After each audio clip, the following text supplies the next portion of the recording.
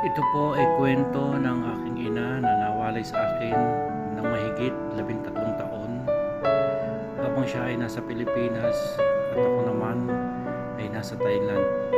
Sa kabutihang palad, umuwi ang aking asawa para siya ay sunduin. Nagbaon siya ng sariling kumot dahil siya ay lamig na lamig at nang makarating ng Thailand, nagpa-picture lang siya nang nagpa-picture hanggang sa natuto siyang mag-cellphone, humawak ng pusa, makilala ang malaking mangga, at natutong tumambay. Nang tumambay sa kung saan. Nagpa-picture hanggang sa magsawa at siya ay nahiga.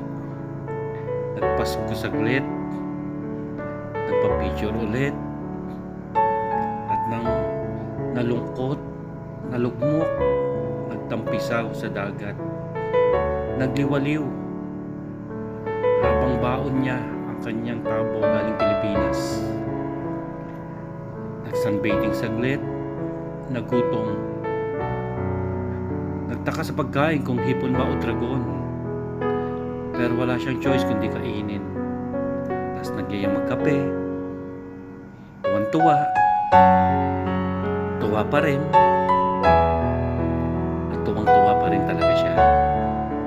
Dinampot niya ang tasa, sinubukan niyang higupin, at nang mahigop niya na, nagyaya sa labas para mag-picture na naman.